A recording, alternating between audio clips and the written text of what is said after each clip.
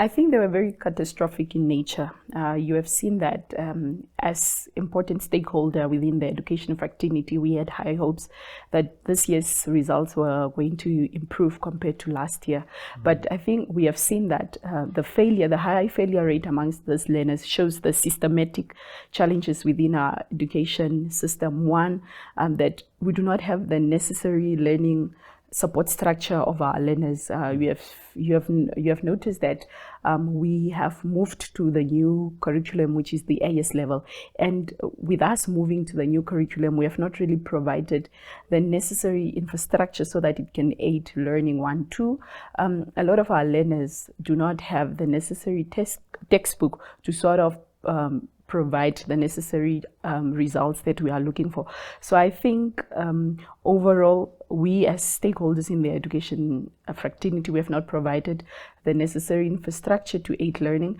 We also have not provided the necessary support to our teachers, because you would know that most of our teachers have not attended any post-learning programs so that they can capacitate and empower themselves to better deliver the lessons in class. So I think that is one thing that we need to tackle, especially the Ministry of Education.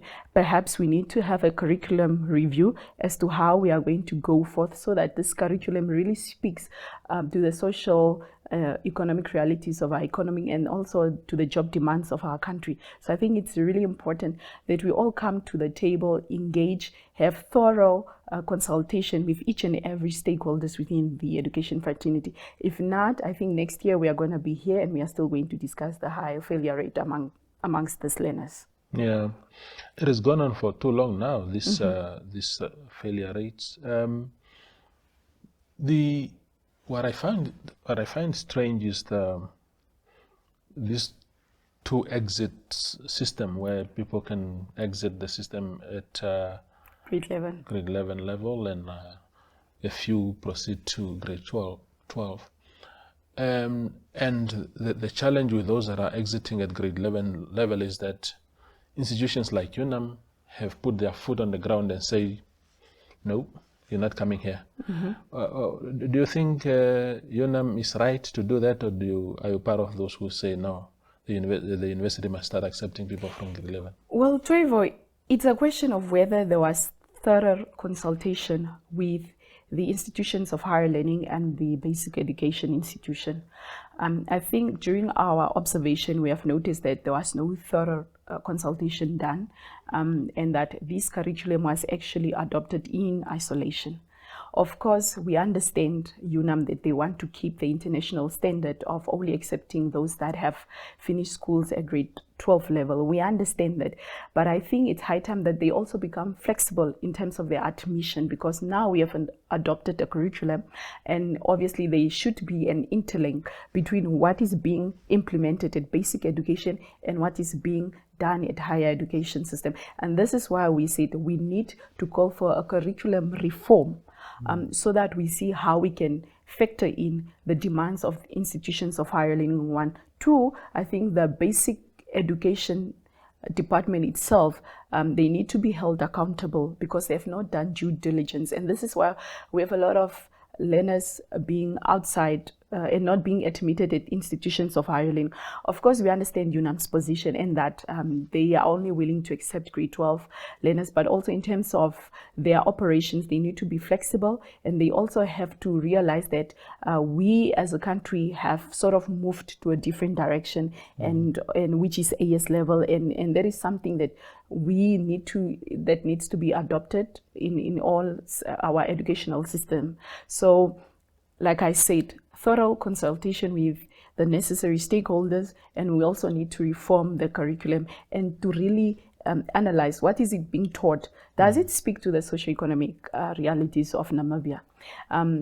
Does it speak to the technological advancement of our country? Because we are a country that wants to achieve Vision 2030. And how do we achieve Vision 2030 without putting up the necessary systems within our education system if we are failing right now? So I think those are some of the few things that we need to do going forth.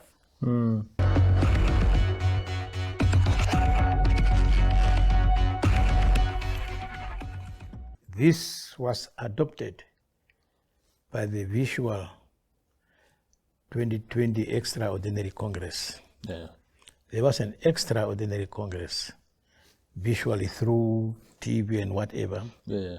Online, basically. Online, I can put it that way, that approved this constitution. So my talking is based on this 2020 amended constitution. Yeah. And also what I want to make clear is that my coming here, I want to make it categorically clear, especially when it comes to media housing, electronic and otherwise. And also those people who call themselves political analysts. Yeah. My message to them, or what I want to make it clear, is that whenever what I've observed, whenever a person is criticizing something, if you see something is wrong, and you criticize it and say, this is wrong, it must be this way. Then they said, no, you are criticizing because you want a position, or you fail, you want a position. That is what I said. And I'm not for that. My pinpointing the violation of the Constitution is the right enshrined in the SWAPO Party Constitution that each member has to defend the Constitution. So I want to make it clear that because in most cases, especially the political analysts, when they write after there is something and they comment and they say, such and such a person is just, he just want to, it's because he failed or he is not in that position or he is campaigning. No. Yeah. As a result of their comments, many people are afraid to come forward and pinpoint because they are afraid of being accused of wanting a position. Yeah. So it must be clear. So my pinpointing that this is the right person, this is wrong, it's not to say that I want a position. Okay. I want to make it categorically clear. Okay. I want to make it categorically clear that because I've been in the leadership of the party for more than 50 years, before and after. Independence. Yeah. And I have been also a member of the Central Committee here at home before independence. Ne? We had a Central Committee here at home. So I've been part and parcel of the SWAPO leadership here at home for more than 30 years before independence also. Yeah. I cannot say 30 years, but maybe for more than 20 years. 20 years. Since I joined the party in 1969. Okay. That same year, I was a chairman of the Walvis Bay branch, and since then I've been in the leadership of the party until 2017. Yeah. From 1969. So my pinpointing is based on that. All the various amended SWAPO Party Constitution until the latest of 2020, I've been part of it. Okay. I know the ins and the outs. And that is the Constitution that keep us together throughout those years, even in the difficult years. During the time of the fight of the independence, those who were at the home front and those who were in exile, some were at the front fighting the enemy. Others were scholars, others were students, others were SWAPO ambassadors, others were diplomats, others were here at home.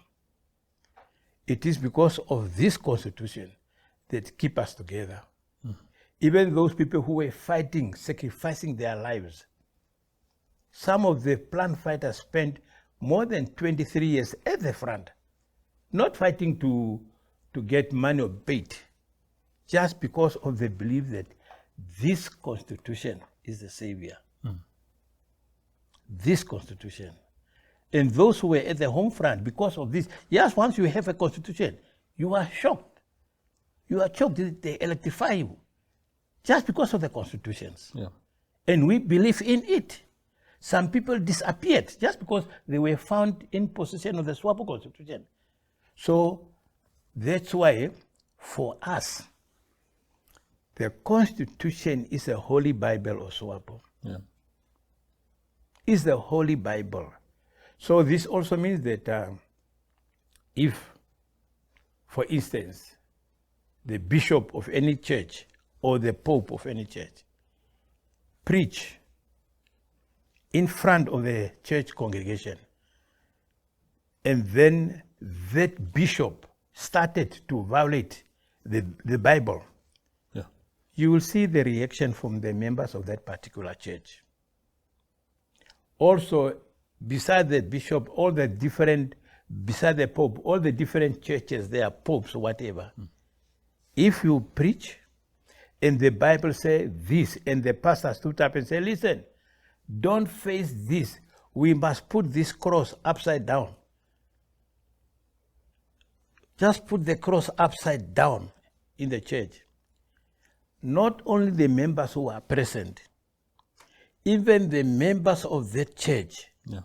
who sleep under the bridges, those poor people in the riverbed, if they hear that their bishop or pastor has said that the cross must be put in the church upside down, you will see from those people how they react. Yeah. Yeah. Although they don't go to the, but as long as they are church members. Yeah? So the same also applies to SWAPO. Absolutely. So that's why I'm serious with this, because I'm going to prove Yeah. the violation of the SWAPO party by the current Central Committee members. Altogether, there are 101. 101 SWAPO members who are members of the Central Committee. And they represent the more than 300,000 members of SWAPO. Yeah. Those who are vocal, those who are not vocal. Some of them are card-carrying members, SWAPO card-carrying members, but they are at home. You don't even know that they are members of SWAPO. They represent us. So immediately, you start violating what the party constitution said. No. Yeah.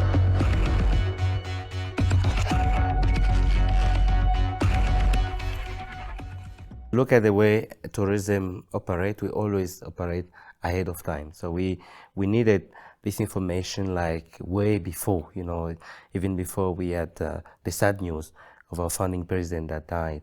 So we were pushing for that information.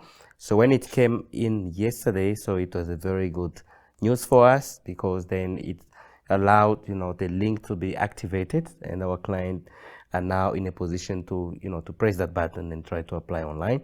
So it is, something very good that we've been waiting for. And also it allows, client to apply for a visa from the comfort of their homes, which is very convenient, And because of that, it's also allow, it reduces actually the queues at the port of entry. Imagine that everyone had to have, the visa upon arrival. So that means they have to come with all their documents, and they have to queue, they have to be screened. But by having already a number of tourists coming already with the e-visa, which is already approved, that reduces the queue, at the port of entry and at the airport itself. So they just need to produce that, and of course, the immigration can ask 1 or 2 questions, but it's not that much, because they already have an e-visa that's approved, and then they can come into the country. So that's a very good move. Reduced queues is always welcome. That's correct. Yeah. Tell me, how has the industry, in collaboration with various government stakeholders, worked to minimize any negative effects of this new system on the tourism industry? Well, I have to say that when the announcement was made, that was sometime in May 2024. When that announcement was made, it came as a shock to us, because now then we were thinking, how will that affect it? Affect our industry, and how it's going to work. Whether our traditional source markets are going to withdraw, from coming to Namibia. Now, because of all that worries, then we really engaged with the government. We tried to, to show them, maybe just to provide our own assistance as well. The aim for us was like to make it as smooth as possible, to allow tourists to still come to the country. So I have to say that we were beneficiaries of an open door policy, especially to the Ministry of Home Affairs.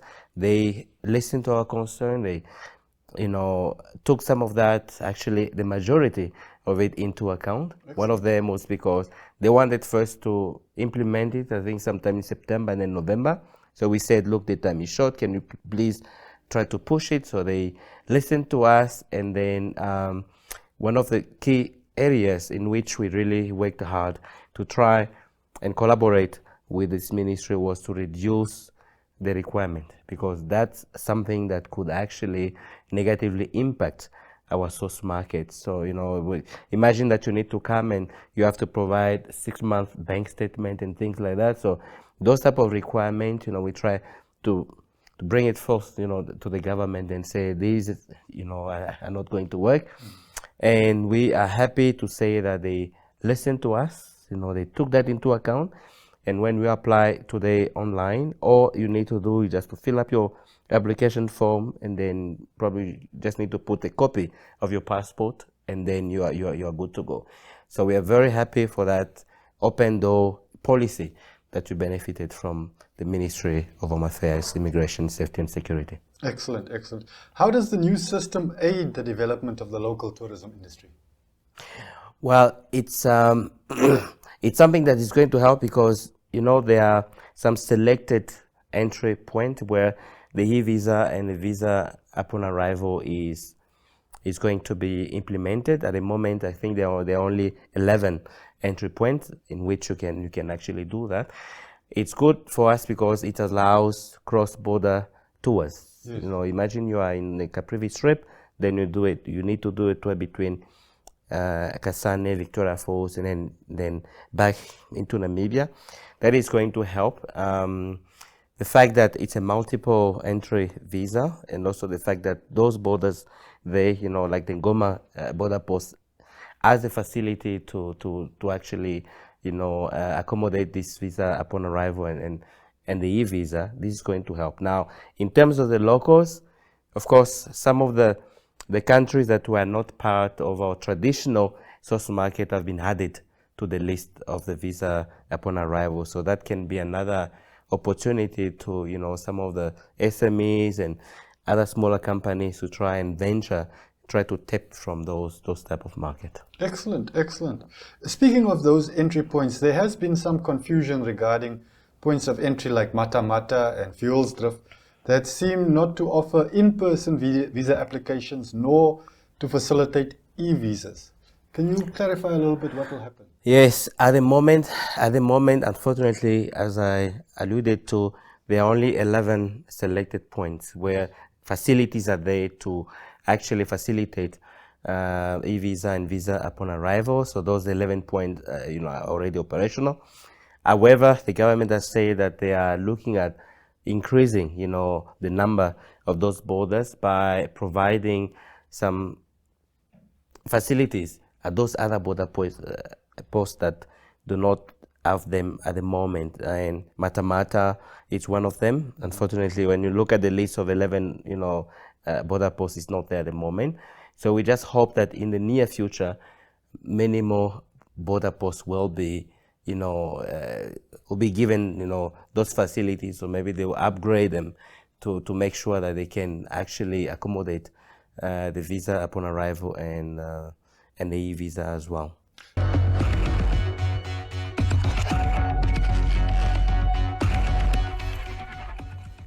Yeah, it is a tragic song, the lyrics of which I know by heart.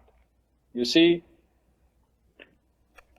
it is natural that every person who engages in the purchase of a house would one or the other time face difficult economic circumstances which lead to his or her default on her mortgage bond obligations. But that should not mean the loss of his house. There are various ways in which this can be resolved. But let's suppose that, the person cannot afford the mortgage bond anymore and the house is being sold. There is no remedy. The person cannot save his house by repaying the mortgage bond.